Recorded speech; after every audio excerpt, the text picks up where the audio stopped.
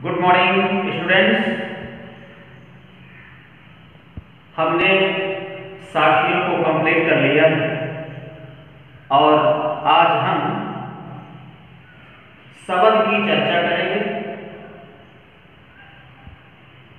मोको कहाँ ढूंढे बंदे, मैं तो तेरे पास में, ना मैं देवल ना मैं मस्जिद, ना काबे कैलाश में, ना तो कौने क्रिया कर्म में, न ही योग वैराग में, खोजी होए सुतुरतै मिलियों, पल भर की तलाश में, कहे कबीर सुनो भाई साधो, सब श्वासों की श्वास में। मोको मुझे, वंदे शब्द का प्रयोग मनुष्य या भक्त के लिए किया गया है। देवल देवालय मंदिर, काबा कैलाश तीर्थ स्थलों के नाम हैं। कौने किसी क्रिया कर्म में अनेक प्रकार की क्रियाओं या कर्म कांड में, योग योग साधना, वैराग्य विरक्ति, खोजी खोजने पर, तुरतय तुरंत, शीघ्र, मिलिहों मिल जाता हूँ, पल भर एक क्षण एक पल, तलाश खोजने पर, साधो सज्जनों, श्वास सांस। अब देखेंगे कैसे लिखेंगे। ईश्वर भक्त को संबोधित करते हुए कहता है कि हे भक्त, हे मनुष्य, तुम मुझे कहाँ ढूंढते हो? मेरा निवास तो तुम्हारे निकट ही है, मैं तो तुम्हारे पास में ही रहता हूँ। न मैं किसी मंदिर में मिलता हूँ, न किसी मस्जिद में मिलता हूँ, ना काबे कैलाश में, ना ही काबा और ना ही कैलाश पर्वत में मैं मिलता हूँ। ना तो कौने क्रिया कर्म में, मैं किसी भी प्रकार की क्रियाओं के करने में नहीं मिलता हूँ, कर्म में, ना ही कर्मकांड के द्वारा मुझे प्राप्त किया जा सकता है।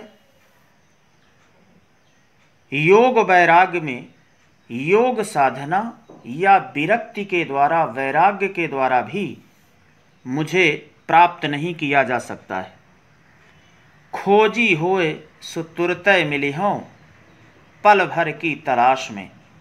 यदि मुझे पवित्र मन से, सच्चे मन से खोजा जाए तो मुझे तुरंत प्राप्त किया जा सकता है, शीघ्र ही प्राप्त किया जा सकता है। एक क्षण एक पल की तलाश के अंदर मुझे प्राप्त किया जा सकता है।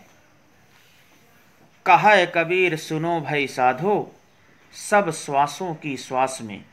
कबीर दास जी कहते हैं कि हे सज्जनों, ईश्वर का निवास मनुष्य की प्रत्येक श्वास श्वास में है।